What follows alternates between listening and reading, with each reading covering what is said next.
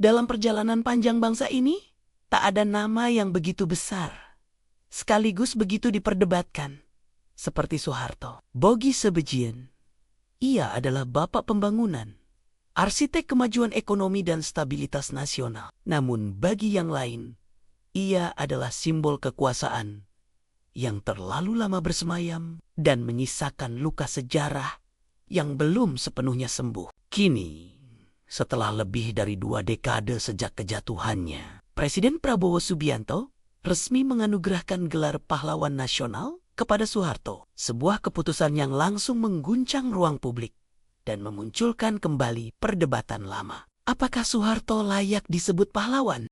Soeharto memimpin Indonesia selama lebih dari 30 tahun, sejak 1967 hingga ke 1998. Di masa pemerintahannya, Indonesia mencapai pertumbuhan ekonomi yang luar biasa, stabilitas politik, dan program pembangunan masif dari jalan raya, irigasi, hingga swasembada pangan. Ia dikenal sebagai Bapak Pembangunan Nasional, simbol era di mana ekonomi tumbuh dan rakyat menikmati hasil pembangunan. Di bawah Orde Baru, Indonesia memasuki masa yang disebut banyak orang sebagai masa keemasan pembangunan. Namun di balik semua kemajuan itu, ada sisi lain dari sejarah yang tak bisa dihapus. Kebebasan pers dibungkam, lawan politik dibungkam, dan pelanggaran hak asasi manusia menjadi catatan kelam yang masih membekas hingga kini. Dari tragedi 1965 hingga peristiwa 1998, banyak keluarga kehilangan orang yang mereka cintai. Sejarah Orde Baru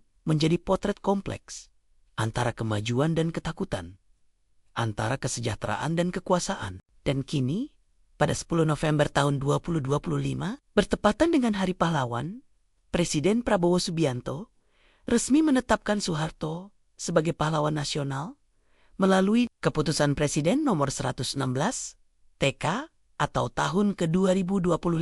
Upacara penganugerahan berlangsung di Istana Negara, Jakarta. Keputusan ini disebut sebagai bentuk penghargaan atas jasa besar Soeharto terhadap pembangunan nasional dan stabilitas bangsa. Amin, tak butuh waktu lama.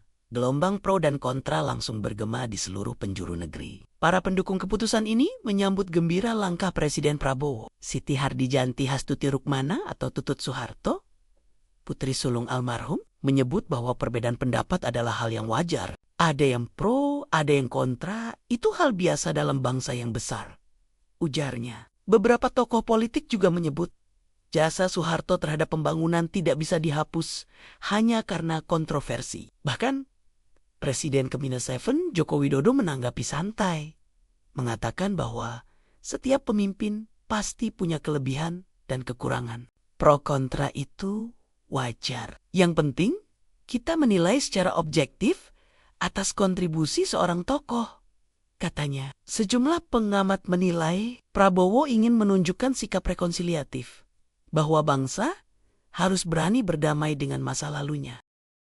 Namun di sisi lain, penolakan keras datang dari berbagai kelompok masyarakat sipil dan aktivis HAM. Kontra menilai gelar itu tidak layak diberikan sebelum ada penyelesaian terhadap pelanggaran HAM di masa Orde Baru. Memberi gelar pahlawan kepada pelaku kekerasan negara adalah bentuk penghapusan sejarah, tegas mereka dalam surat terbuka. Tokoh agama seperti Gusmus juga menyuarakan ketidaksetujuannya, menilai bahwa penghargaan negara seharusnya diberikan kepada sosok tanpa jejak luka pada rakyatnya. Banyak keluarga korban reformasi 1998 juga menilai keputusan ini sebagai luka baru yang dibuka kembali. Perdebatan ini menunjukkan satu hal. Sejarah Soeharto tidak bisa disederhanakan. Ia adalah sosok dengan jasa besar, tapi juga dengan catatan gelap yang tak bisa dihapus begitu saja. Sebagian menyebut keputusan Prabowo adalah bentuk rekonsiliasi nasional, sementara sebagian lainnya menilai ini adalah langkah politik untuk menguatkan simbol kontinuitas antara Orde Baru dan pemerintahan kini. Di tengah semua itu, satu hal menjadi jelas. Bangsa ini masih terus berjuang berdamai dengan sejarahnya sendiri. Sejarah tidak pernah sepenuhnya hitam, dan tidak pula sepenuhnya putih. Ia adalah campuran antara keberhasilan dan kesalahan, antara jasa dan dosa. Soeharto kini resmi menjadi pahlawan nasional, tapi bagi sebagian rakyat, pertanyaan itu tetap menggantung. Apakah gelar ini bentuk penghargaan atas jasa atau pelupaan atas luka? Waktu yang akan menjawab, dan tugas kita sebagai generasi penerus adalah untuk mengingat, menimbang, dan belajar dari masa lalu. Karena pahlawan sejati bukan hanya yang dikenang, tapi yang mampu membuat bangsa ini tak mengulangi kesalahannya.